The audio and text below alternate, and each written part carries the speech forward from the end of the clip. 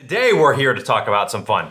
In fact, we're here to talk about $1.1 billion worth of fun. That's right. Which is the amount that Delta paid to its employees as part of its profit sharing bonus system that rewards people for producing more and doing their jobs to overall grow the company. Hey everybody, welcome back to the Newsroom. I am your host, Neil Winterig, joined as always by Dr. Greg Winterig, author of the #1 best-selling book, Fun at Work.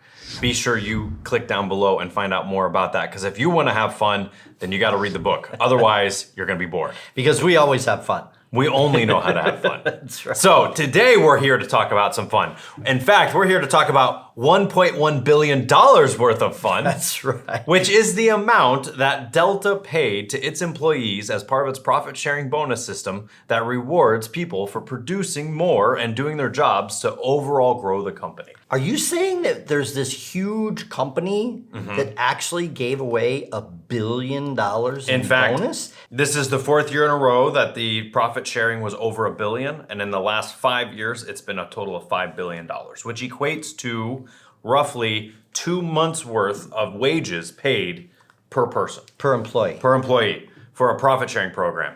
These dang corporations and their greed just, paying people no money at all and keeping it all for themselves, right? They're really ruining it for everyone. That one out. So here's what Neil and I want to bring up today. As a business owner, you get to decide how you're going to have pay policy in your company. Yeah. And there are several different ways to do it. It's a bit all over the graph, all over the scale. Yeah. But you can have low minimum wage, no bonus, and just go for inexpensive employees. You can go with a very average base pay for your area with bonus or no bonus. You can go for high hourly rate with no bonus. So I just want to talk a little bit about what I have found to be successful. And what has worked for me is to have a minimum salary that is in line with the basic wage in the area. And then what I do is I put together a killer bonus plan like Delta. I think what they're doing is genius. And then the staff gets rewarded based on how well the company does. Yes. Now, I have run into people as I'm doing interviews, and they're like, "No, I don't care about that bonus. Can I just have another $2 an hour?" Right.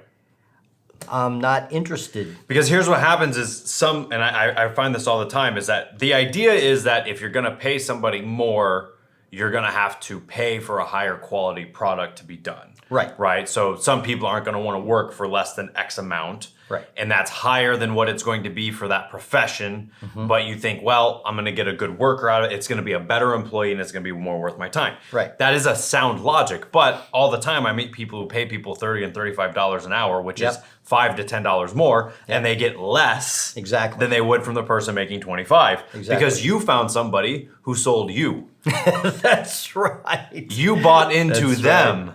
And they knew it, and therefore they had you beat, because now they're the boss. Exactly. They own you. I have a client with multiple practices, dental practices, and they start their business managers, their office managers at $10 an hour. And somebody doesn't come in for $10 an hour. They come in as a $10 an hour employee. They're in the mail room. They work themselves up. Now they're a manager, and I don't know what the rate is. $35,000, $40,000 a year in this particular area, but then they get bonuses based off of how much business that office the does. office does. That's right. The more it produces, based on the income. Yes. And the overall business manager once got sold by this experienced manager. Well, I just can't work for under $65,000. And the business manager said it's the biggest hiring mistake she ever made. Because the person came in and they were a disaster, and within 6 or 8 weeks, they were fired. Interestingly enough, it just occurred to me, because we filmed this totally off the cuff. I remember somebody sending me an article a week ago that ranked the U.S. airlines, and Delta was #1 and American was last. And American has plummeted over the years. I mean, they are terrible. I just avoid them as much as possible. They're up there with that Spirit Airlines and the places that you also don't like going. I mean, down there with that Spirit Airlines. That's what I mean. Yeah.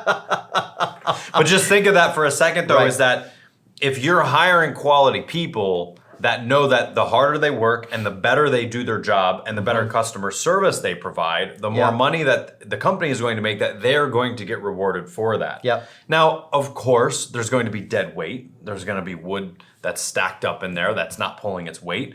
But that's inevitable, especially when you have a place like Delta. Part of management is to weed that out. Right. Now, I will tell you, Neil and I have also seen greedy owners. Yes. We have seen greedy owners, and then they've got somebody in there at $10 an hour, and the place is really cranking along, and then And they're like, here's $50. yeah, exactly. So like, oh, sorry, this bill came up, or blah, or the money's really not, and we know that they're just being greedy. We're not talking about that. Yep. So because that person will leave Yeah. and go get hired somewhere else. yeah, by someone who's a better boss. Yes. So in our experience, the best thing to do is to hire someone at an average base pay, and then use your accountant or whatever, but sit down with a calculator and figure it out, and then start to dole out. I mean, my bonus plan usually ran about 14%, I shared with the staff.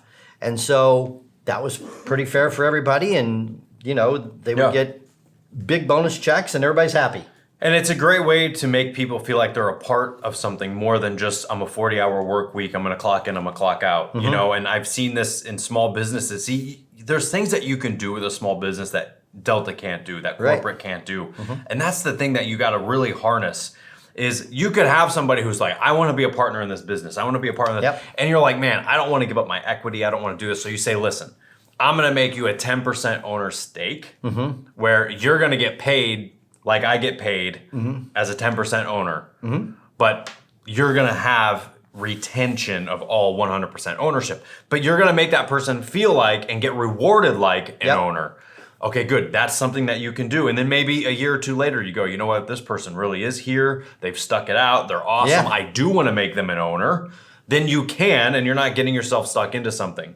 But you're making people feel like they're a part of something when they have this profit sharing or this bonus system, whatever it is that you want to come up with. And we've talked about this before. It's amazing what people would do for a free lunch. Right. Your employees. Yeah. Just a free lunch will probably get you really far. Now, you can't do that every week because eventually they're going to be like, hey, we want some cash. We want, we're killing it over here. We want more than just lunch. But every now and then, come up with a game or a plan to get people excited to do their jobs, and you'll notice a big difference. So the way we run our business, the way we mentor our clients, is if you have someone that would rather have a higher base and isn't really excited about a mid-range base with a nice bonus incentive, they've kind of selected them out. Yeah. They've just elected themselves out of that employee pool because they're saying, I just want to show up and make more money, and I'll do my job if somebody sends me something to do.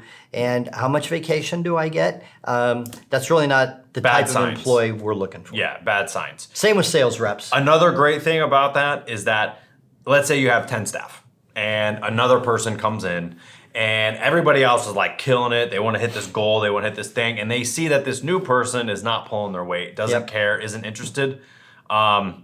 That person won't be around much longer. The team is going to make sure that that person either produces, or that person's going to be like, you know what, I don't belong here. These people are crazy. They just want to work hard. And they leave. That's right. know? And so the 10 employees that are playing the game are going to come to you and say, this one isn't on board. They need to go. Because it's ruining their bonus. Exactly. It's ruining their statistics as a business. Sucking the whole group down. Yeah, exactly. So that's another thing that really helps you with this when you reward people who work for you. So we espouse the Delta plan.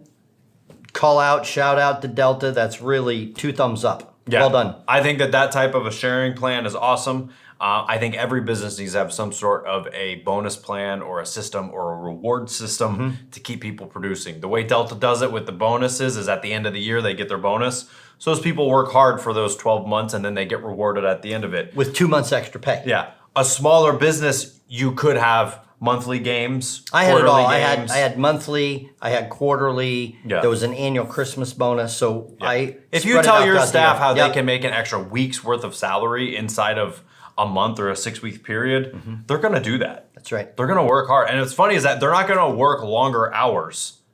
You know what I Yeah. mean? Like, it's not like now they're working 80-hour weeks. It's like in that same time period, they're more productive. Get more done. It's like, hey, stop talking. You know, like we Yeah. got to get this done. Right. So figure out for you what works. Now, if you need help figuring out for you what works, or if you're not making enough money to be able to pay bonuses, then you got to call us. All right. That's right. So click down below, find out more information about who we are. But that's what we have for you this week on the Newsroom. Subscribe if you're new around here. Click that thumbs up button. Leave a comment down below. Tell us how stupid you think we are because it makes us laugh. And we'll see you next time.